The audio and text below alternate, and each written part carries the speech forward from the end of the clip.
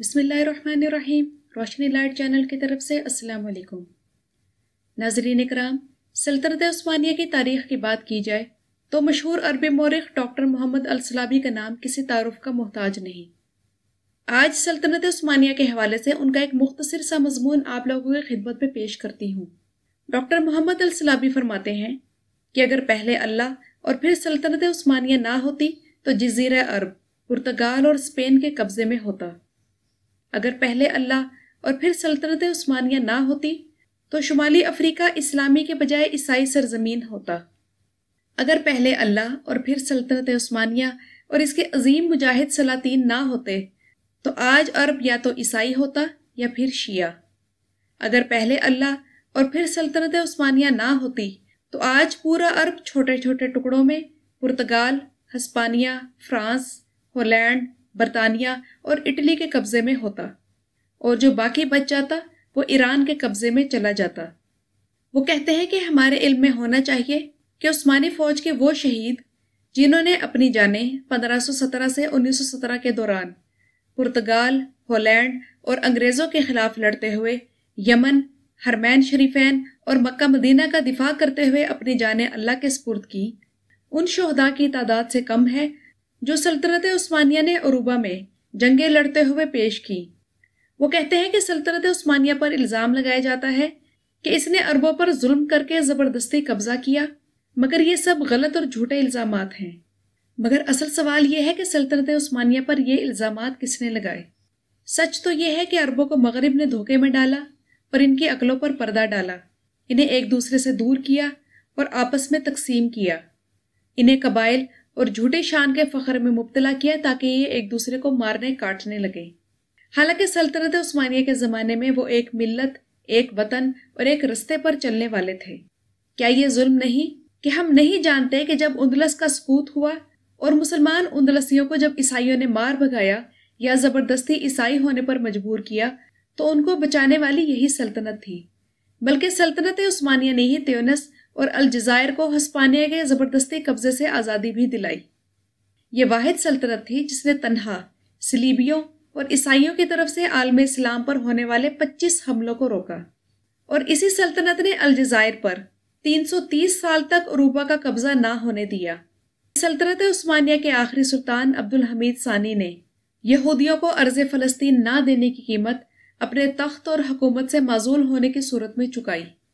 آج ہمارے نصابوں میں سلطان بایزید، سلطان سلیم، سلطان عبدالحمید یا سلمان قانونی کا کوئی ذکر نہیں، بلکہ عربوں کے نصاب میں تو یہ تک شامل ہے کہ عثمانی قابض تھے۔ ہم نے کبھی اپنے بچوں کو نہیں بتایا کہ فرانس اور برطانیہ نے کیسے عربوں پر حملے کیے اور سلطنت کے حصوں پر کیسے زبردستی قبضہ جمایا۔ ڈاکٹر محمد السلابی فرماتے ہیں کہ اللہ تعالیٰ عثمانی سلطان عبدالحمید خان ثانی پر رحم فرمائے۔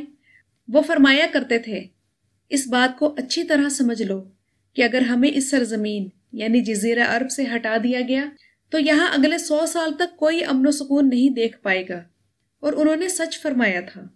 کیا آج ہمیں یا ہمارے بچوں کو معلوم ہے کہ سلطنت عثمانیہ کے ہاتھوں 10 کروڑ غیر مسلموں نے اسلام قبول کیا؟ کیا ہمیں معلوم ہے کہ اگر سلطنت عثمانیہ نہ ہوتی تو شمالی افریقہ کے ممالک یعنی لیبیا اور تیونس اسپین کا حصہ ہوتے؟ کیا ہمیں معلوم ہے کہ سلطنت عثمانیہ نے ان ملکوں کو فتح کر کے عالم اسلام میں شامل کیا، جن میں یوگوسلاویہ، ہنگری، پولینڈ، آدھا روس، بلغاریہ، مقدونیہ، رومانیہ، البانیہ اور یونان شامل ہیں، اور یوں سلطنت عثمانیہ 3 بر اعظموں میں پھیل گئی۔ کیا آپ کو معلوم ہے کہ سلطنت عثمانیہ وہ واحد اسلامی ریاست تھی جس کے خلیفہ کے انتقال پر پورے یورپ کے کلیساؤں میں گھنٹے بجائے گئے اور عیسائی دنیا نے پوپ کی قیادت میں 3 دن کا جشن اور یوم تشکر منایا؟ اور اسی سلطنت عثمانیہ کے آخری دور میں جب یورپ اسے مرد بیمار کہتا تھا، تب بھی اس کا خلیفہ اتنا طاقتور تھا کہ یورپ کے کسی بھی ملک میں رسول اکرم صلی اللہ علیہ وسلم کے ناموس کی حفاظت کر سکے۔ اور آج یہ حالت ہو چکی ہے کہ ایک نہیں کئی بار فرانس سے لے کے امریکہ تک رسول اکرم صلی اللہ علیہ وسلم کی گستاخی ریاستی تحفظ کے ساتھ ہوتی رہتی ہے، لیکن مسلم حکمران سوائے مذمتی بیانات کے اور کچھ نہیں کر پاتے۔ خلافت سے نفرت اور جمہوریت سے محبت کرنے والے آپ کو یہ تو بتائیں گے کہ اپنے زوال میں سلطنت عثمانیہ نے ٹیپو سلطان کی مدد نہیں کی، لیکن وہ آپ کو یہ نہیں بتائیں گے کہ اپنے عروج میں انہوں نے لیبیا کو مغربی حملوں سے کیسے بچایا۔ وہ آپ کو یہ تو بتائیں گے کہ زوال کے وقت عثمانیوں نے مغرب سے قرضے لیے، لیکن یہ نہیں بتائیں گے کہ زوال میں بھی وہ اتنے طاقتور تھے کہ امریکہ ان کو ٹیکس دیتا تھا۔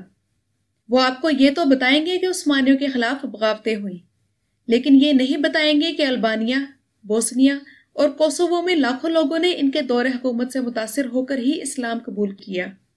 وہ آپ کو یہ تو بتائیں گے کہ مغرب سے آئی ترک نسل پرستی کی وجہ سے غیر مسلم قتل ہوئے، لیکن یہ نہیں بتائیں گے کہ انہی ترکوں نے یورپ کے لاکھوں یہودیوں کو پناہ دی۔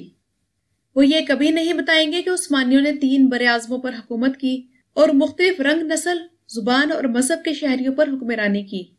وہ اپنے دور کی سپر پاور تھی جس سے پورا یورپ کانپتا تھا، جن کے فوج بہترین تھی، جن کی ٹیکنالوجی جدید تھی، جن کا آرٹ اپنی مثال آپ تھا، جہاں اقلیت کو حقوق میسر تھے، جہاں عدل و انصاف تھا، جہاں عورت کے حقوق دیکھ کر فرانسیسی متاثر ہوتے اور اپنے مسائل حل کرنے کے لیے جن کے پاس یورپی بادشاہ آتے۔ انہی کی نقل میں یورپیوں نے کافی پینا شروع کی اور کیفیز کا تصور انہی کے ہاں سے نکلا۔ کیا آپ لوگ جاننا چاہیں گے کہ سلطنت عثمانیہ کے سلطان سلیمان عالی شان کے صرف ایک خط پر فرانس میں 100 سال تک ڈانس پر پابندی لگ گئی۔ اس وقت فرانس میں والٹز نامی ایک ڈانس کا بہت فیشن ہو گیا تھا، اور یہ وہ وقت تھا جب سلطنت عثمانیہ کی سرحدیں یورپ کے وسط تک تھیں اور یورپ کے موجودہ بڑے بڑے ممالک سے ملتی تھیں۔ سلطان سلیمان عالی شان کو جب اس ڈانس کی خبر ملی تو وہ آگ بگولا ہو گئے۔ انہوں نے فرانس کے بادشاہ فرانسس اول کو فوراً ایک خط لکھا جس میں کہا گیا تھا، میں 48 ریاستوں کا خان سلطان سلیمان خان قانونی ہوں۔ مجھے اپنے سفیر کے ذریعے خبر ملی ہے کہ تمہارے ملک میں مرد اور عورت فرانس کی گلیوں اور عوامی مقامات پر کھلے عام رقص کرتے پھر رہے ہیں۔ چونکہ آپ کے ملک کی سرحدیں ہماری سلطنت کی سرحدوں سے ملتی ہیں، لہٰذا ہمیں اندیشہ ہے کہ یہ بے راروی اور بے حیائی ہمارے ملک میں بھی پھیل جائے گی۔ لہٰذا میں سلطنت عثمانیہ کا فرمانروا ہونے کے ناطے تمہیں یہ حکم دیتا ہوں کہ اس عوامی رقص کو روکو، ورنہ میں اپنی فاتح فوج کے ساتھ آؤں گا اور تمہیں برباد کر کے رکھ دوں گا۔ اور ناظرین اکرام، اس خط کے فرانسس اول تک پہنچنے کی دیر تھی کہ پھر 100 سال تک فرانس میں ڈانس نہیں کیا گیا۔ آج مسلمانوں کو مسلمانوں کے دشمن مسلمانوں کے کسی بھی دور حکومت میں سے خرابیاں نکال کر یہ بتاتے ہیں کہ تمہارا دور تو صرف پستی، کوتاہی اور کمزوری کا تھا، اور یہ بتانے کا مقصد صرف یہ ہوتا ہے کہ مسلمان اپنے تصورات، اپنی تاریخ اور اپنے دین سے بدزن ہو کر مغربی نقل میں ہی نجات تلاش کریں۔ مگر الحمدللہ ہر گزرتے دن کے ساتھ مسلمان اپنے دین، اپنی تاریخ اور اپنے ہیروز کے ساتھ جڑ رہے ہیں۔ ویڈیو کے بارے میں رائے ضرور دیجیے گا۔ ویڈیو دیکھنے کا شکریہ۔